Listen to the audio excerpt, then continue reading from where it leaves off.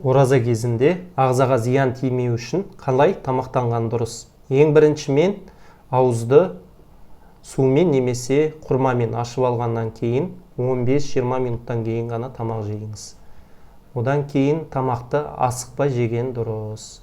Сосын ағзамызға су мөлшері жеткілікті түрде түсу керек. Яғни ауыз ашып болып ауыз бекіттерге дейінгі аралықта 1,5-2 литрдей су ішіңіз.